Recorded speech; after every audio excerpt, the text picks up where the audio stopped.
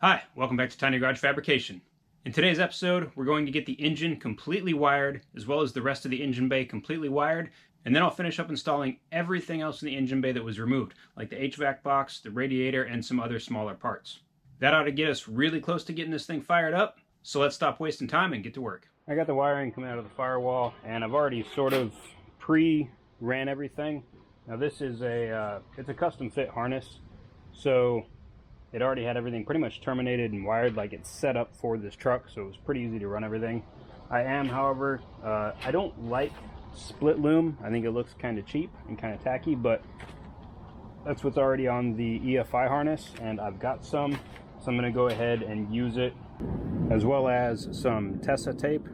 Now this is the underhood high heat stuff. I've got some of the more fabric-y, like full cloth stuff for the interior side, but I'll use this in conjunction with the split loom, and in some places where an individual wire needs to come out, I'm going to use some of this flex loom. Now all that I have is this black and blue.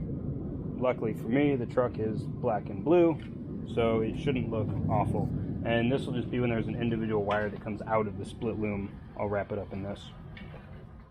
One of the first orders of business with this wiring harness is to kind of separate everything by where it's going to go, kind of like grouping everything. So here I've got the wires for basically the front end and the core support stuff, which will encompass my lights, my turn signals, my marker lights, and my horn.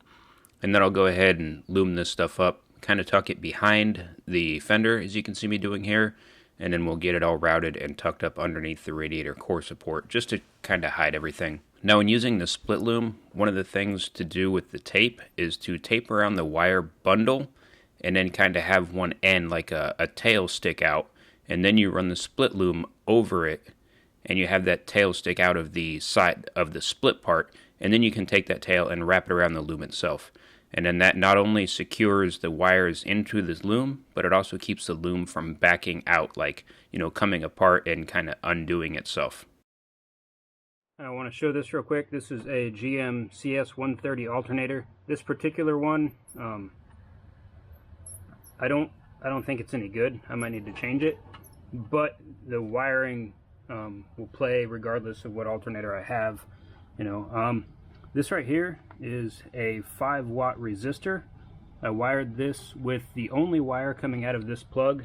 Now this plug goes to the L terminal, which is for your generator or charge light.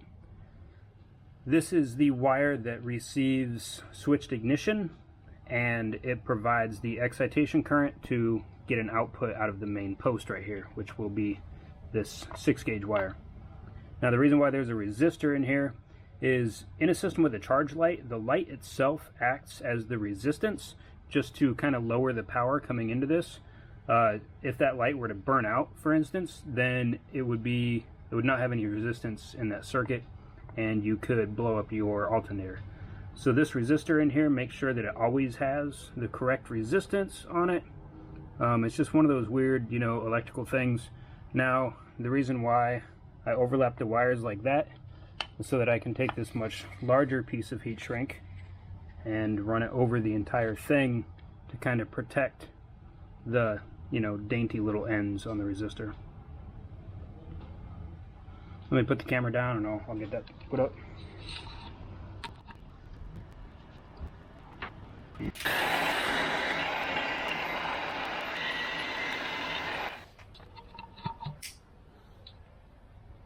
There we go. If I did that right, I shouldn't blow up my alternator and or charging circuit. Fingers crossed. And also, here's a quick tour of the previous wiring I did. Goes behind the fender.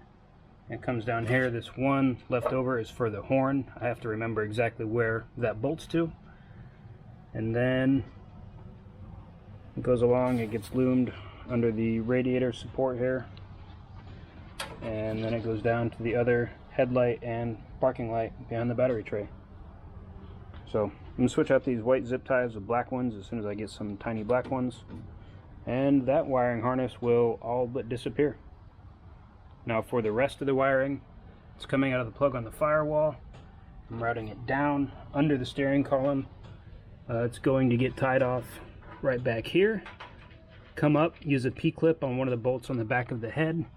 I've got a few wires that are going to run forward, which are the alternator wire and the water temp sensor, as well as the alternator charge wire. I'm going to have a wire run up to the negative of the coil for the tach output. I'm going to have a wire that will hit the oil pressure sender here, and then the alternator charge wire, as well as the starter solenoid wire and the main fuse panel power input wire.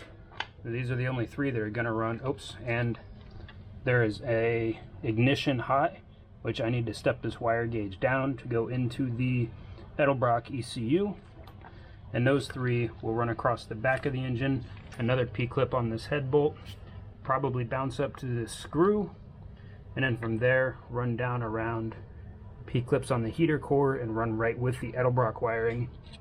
And the Edelbrock ECU is going to be mounted right about here on the side of the AC evaporator box. Here I'm installing the throttle body for the last time. Go ahead and pull the protective tape off the intake manifold, slide the gasket on, slide the throttle body on, bolt it down.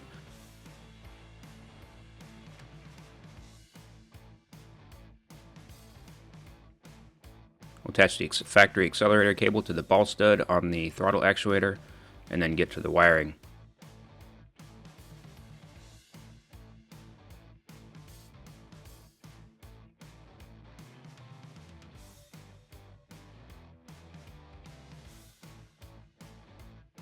So after I plug in all of the connectors on the throttle body, I will also plug in the coolant temp sensor and then route the wires for the coil and the distributor.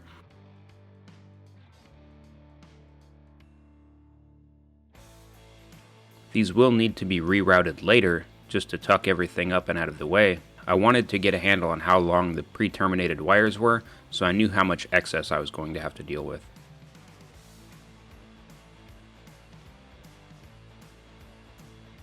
Now installing the heater and evaporator core, this is going to help me with some cable management. And like I said earlier, I want to mount the ECU to the box just to kind of keep it out of the way, but I'm finding out that that might not be possible.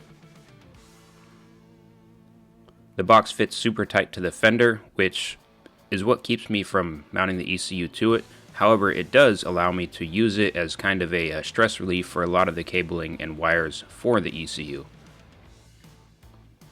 It's also big and bulky, so it helps to hide a lot of that stuff also, which is kind of nice.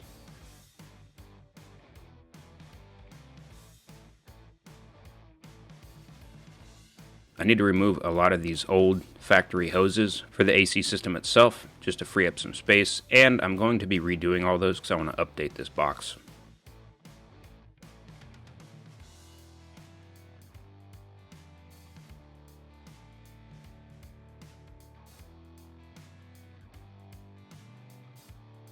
Here I'm sliding the radiator in place and getting a good fit up. This way I can take a look and see what type of fan I want to run.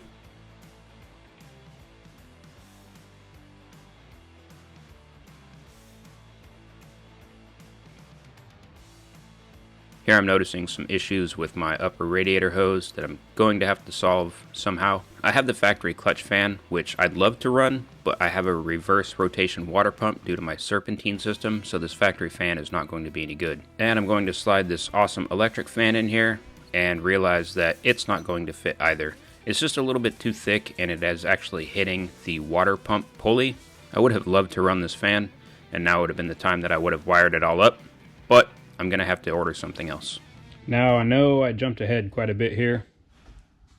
A few more things done than the last time I showed it, but I really needed to just, sit down and focus on getting all the wiring connected and done.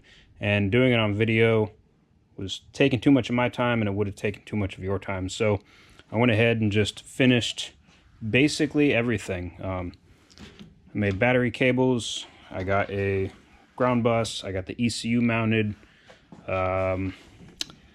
It's mounted.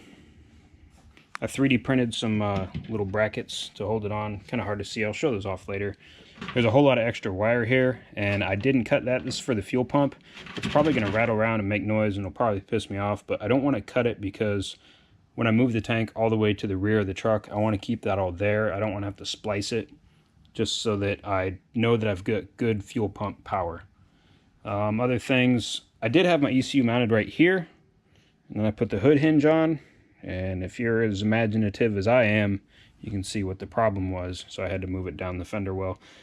I don't love it there, but it's out of the way of everything, and it's the best option I had. The other biggest, hardest thing, I still have to do a little bit of cable management down here, some cable ties or some P-clips or something, just to make sure that all that stuff stays off of the header, because this thing gets blazing hot and it'll melt all of that stuff. So my routing for the wiring, these will tuck in here just a little bit more, and these I think will route up here with the heater stuff, and they'll be fine. The only thing I have left to do in the engine bay is hook up vacuum for the brake bleeder, bleed the brakes, bleed the clutch, and then first thing next video we're going to prime the oil pump, get the distributor set on number 1. The truck is basically set where it needs to be. It needs to be at 12 degrees before top dead center, and that is so that the ECU has all the room it needs to make timing changes. That's what the ECU and ignition kit requested, was 12 degrees before top dead center, so that's where I set it at. But I've got to prime the oil pump, make sure that that works, and then stab the distributor in the correct location, and then get all my spark plug wires ran and routed, and this thing will be done. Put the hood on, grill, bumper, and then clean everything up. There's still a lot of wiring, I think, under the dash with the ignition switch and the tail lights and stuff like that I have to go through.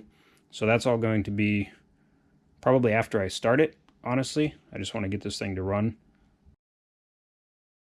Okay, now while I did not show everything that I did a ton of work. I got a lot done.